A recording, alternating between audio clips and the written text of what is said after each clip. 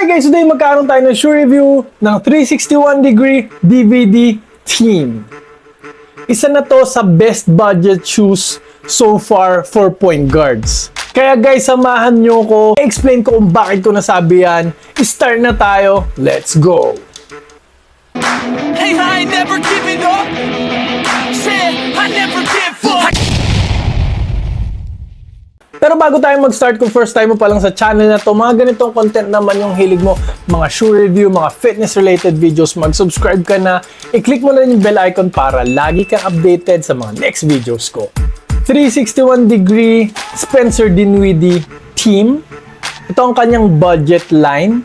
No, lumabas na po yung DVD 2, tapos sumunod po ito, ang kanyang budget line. Nakakatuwa kasi ito, budget line ng isang NBA player na naman. Pero this time, dahil si Dinwiddie, guardia po siya, point guard, shooting guard, gumawa rin sila ng budget line ni Dinwiddie na pang point guard, shooting guard din. Ang galing, ang galing. Nakakatuwa naman. O. Siguro soon, makakita tayo ng kay Jokic naman, pang center na budget line soon, no? Yeah, boy. Nakakatuwa dahil ito, hindi lang po siya isa. Nagulat ako, meron pang isa pang budget line si Dinwiddie magkasunod. Nice. Parehas po sila maporma, no? Parehas silang maganda. Kung indoor, ito ang pipiliin nyo. Kung outdoor, ito ang pipiliin nyo. So, sa mga outdoor pips dyan, sa mga naglalaro usually outdoor, ito po ang dapat ninyong piliin. I-explain ko kung bakit, no? Pero mag-start muna tayo sa aesthetic and material. Natutuwa ako sa itsura nito. Yung all pink nito, ang ganda rin. Meron ding blue na parating. Parang yung usually yung Prince colorway ba nila. Ang ganda na naman. Ang gaganda ng mga colorway. Ang ganda ng design nitong sapatos na to.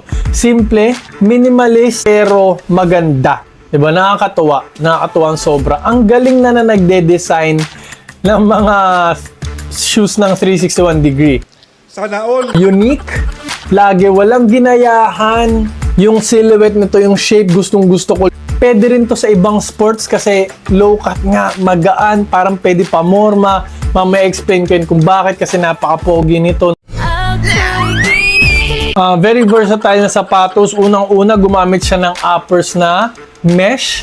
Itong mesh uppers na to, hindi naman siya mukhang chippy pipe. Ano naman, mukhang firm naman siya. No? Honest lang po tayo, no? Kasi pati yung ano niya, infusing niya, yung plastic infusing, maganda pa rin ang pakakagawa. Malinis po yung pakakagawa. Gumamit po ito ng quick foam light.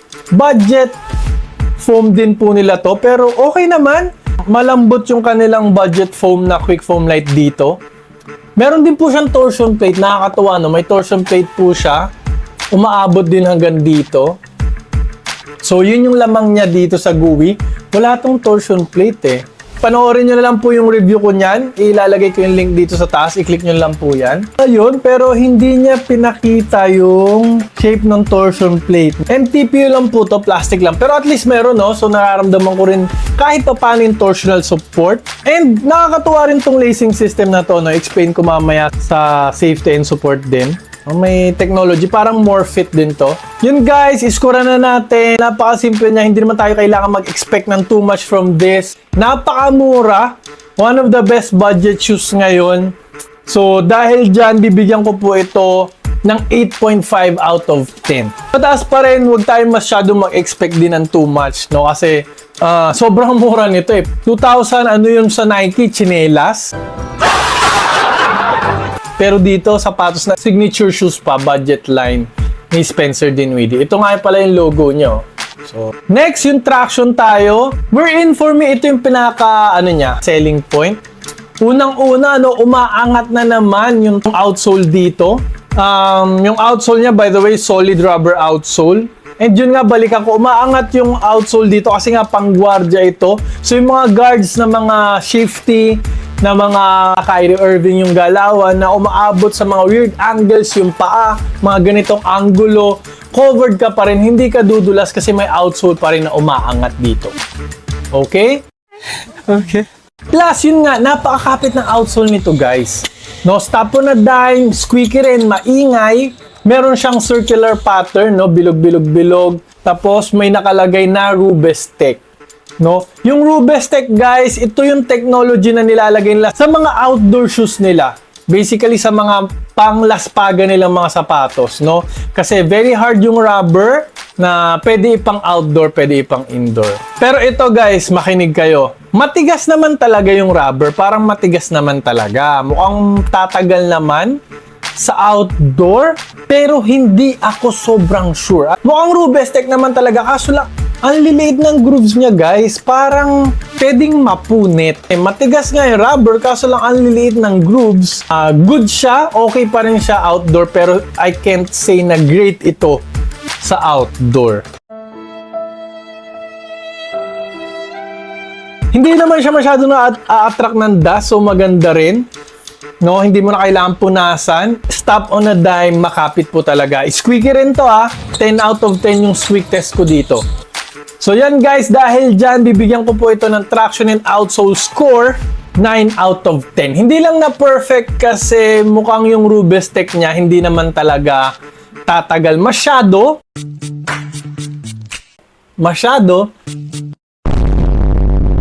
sa outdoor.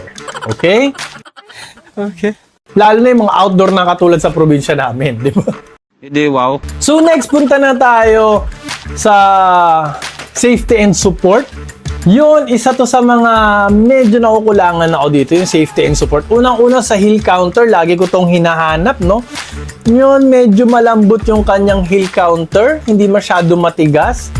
No, umangat lang yung kanyang dito foam, may konti naman pero parang gusto ko pa ng more. Konti pa, dagdag pa ng stiffness dito, dagdag pa ng lockdown, dagdag pa ng support. No? Sa lateral naman, okay lang, buti dito sa lateral, umangat naman yung quick foam light, umangat yung foam to act as a sidewall sa mga lateral step mo, mga jab step, mga side-to-side moves mo, okay naman, covered ka, plus may mga infusing naman, so okay lang. And kahit toe drag ka, mukhang tatagal naman yung uppers niya dahil sa infusing. Kasi guys, kung mesh lang, ito lang, nako, mabilis to sa outdoor. Mapupudpud po ka agad, buti may infusing. Perfect. And yun nga, buti na lang okay itong lacing system. Para siya more fit na lacing system, hindi lang nila nilagay. Kasi usually, yun yung nilalagay nila na technology ng 361, nilalagay nila ng more fit. Ang more fit usually, lacing system na umaabot hanggang baba po. Parang may sinta siya or parang may rope, para siyang flywire, no, na umaabot hanggang baba. Na pag sinintas mo, pag hinigpitan mo, talaga magdidig in mula sa baba. Maganda yung lockdown. So ito, ganun din. Buti na lang may torsion plate din, so may konting torsional support. So masasabi ko pang guardia ito, pang magaan na players po talaga. Kasi pag mabigat ka, tapos kailangan mo ng support, tapos may mataas yung risk na matapilok mo, bigs ka, nakakaapa ka usually ng paa, hindi itong shoes na to para sa'yo. So dahil dyan guys, safety and support, bibigyan ko po ito ng 7.5 out of 10. Marami pang room for improvement ito. Next, punta na tayo sa comfort. Yun talaga, napaka-comfortable nito guys. Tingnan nyo naman, napakaraming forefoot flex, well padded, napakalambot all throughout, padded all throughout. Mesh to, kaya talagang comfortable naman. Makapal din yung tongue. Step in comfort, okay naman ako sa quick foam light na to kasi malambot siyang uri ng quick foam light. Minsan may mga quick foam light na matitigas Hindi ko gusto. Ano paki ko? Pero ito, on this case, okay yung quick foam light nito. Malambot-lambot siya. So may compression pag naglalakad. Heel to toe transition, okay naman. Yung weight nito, napakagaan nito for sure. Tingnan nyo naman, mesh, minimalist. Tingnan natin sa weighing scale ko. So, size 45, meron po siyang saktong-saktong 400 grams. So, parang bottom heavy nga lang to.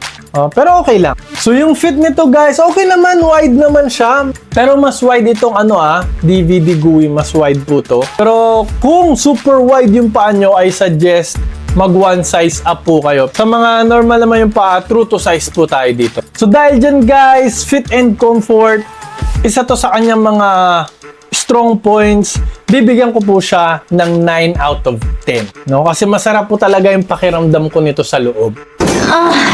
Next sa breathability, hindi na natin kailangan patagalin, no? Manipis siya na mesh, tapos puro mesh din yung tang, pasok na pasok yung hangin, halos 90%.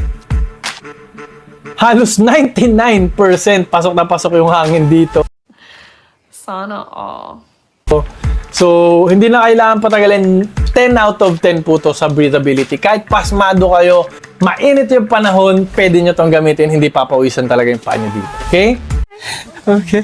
Next, cushioning. Quick foam light lang po yung ginamit, pero nagulat ako sa performance nito, no? Dahil siguro low to the ground siya, parang okay na okay yung paa ko dito. Parang lapat na lapat. And parang flat na flat siya eh. Parang ganun yata kasi talaga yung mga DVD, no? Walang heel drop halos, which is yun yung healthy sa paa. And wide pa siya. So guys, pag flat, hindi ka parang nakatakong, mas mababa yung risk ng foot injury, mas mababa yung risk ng tapilok. Plus, parang ang ganda ng mga bagsak ko sa kanya. Kasi guys, pag wide yung toe box ng mga shoes, yung po dapat tangkilikin natin ang sapatos. Kasi dahil doon, may space yung mga daliri natin para mag-spread, mag-splay pag bumabagsak galing sa talon. Yun yung natural way ng pag-absorb ng impact ng ating mga paa. So, wag nating ilimit yun sa pamamagitan ng pagbili ng mga very narrow na sapatos. Okay? Okay. So, goods na goods to. Parang okay yung tuhod ko dito. Hindi ko in-expect kasi very low to the ground to. Napakaganda ng court feel, pang-point guard na pang-point guard. Usually, pag ganyang sapatos, sumasakit yung tuhod ko. Dito, very minimal lang yung naramdaman ko considering na matanda na ako, bumigat pa ako, and na-injured ako dati. Ine-expect ko sasakit yung tuhod ko. Pero guys, quick foam light talaga, nakakagulat palagi ang quick foam light. No, natutuwa ako. So, bagay na bagay ito sa mga point guards kasi you will feel fast, you will feel quick. Very responsive po yung ride, low to the ground, ramdam na ramdam mo yung court. So, dahil dyan, okay. Bibigyan ko siya ng 9 out of 10 sa cushioning. Nakakagulat kasi hindi ako nag-expect ng too much kasi quick foam light lang siya. So, guys, next, yung price tag. Nako! No-brainer na yung price tag nito, guys. Iskora na kagad natin, 10 out of 10. No, kasi umaabot to ng, flat, no, sakto, walang butal, 2,000 pesos. Guys, signature shoes, 2,000 pesos. Ganito yung itsura. Okay yung laruan. Okay yung cushioning, nagulat ako. Ganito yung traction. Parang for me, kung second option na sapatos, yung para lang may pang outdoor ka or para lang may pang harabas ka, parang budget shoes ka, bagay na bagay ito sa'yo. Tapos kung magaan ka naman, kung point guard ka, no, hindi mo kailangan ng too much support and gusto mo minimalist yung shoes, panalong-panalo to sa'yo. Bagay na bagay ito, guys, talaga. No? Sulit na sulit, 10 out of 10. Masasuggest ko talaga, i-try nyo to kahit pangalawang sapatos, pangatlong sapatos nyo. Maglalagay po ako ng link dyan. Trusted seller po yan. 361 degree po mismo. Lazada, Shopee, kompleto po yan. I-click nyo na para matry nyo na. Pero kung naghahanap pa po kayo ng iba pang DVD shoes, maglalagay po ako ng link dito. Panoorin nyo yan. Pati yung main DVD line niya. And yung bilog dito, pakipindot na po para makasubscribe po agad kayo para lagi kayo updated sa mga next videos ko. Maraming po salamat sa panonood. Mag-ingat po kayo palagi and lagi nyo rin po tatandaan to always drink your protein. Bye!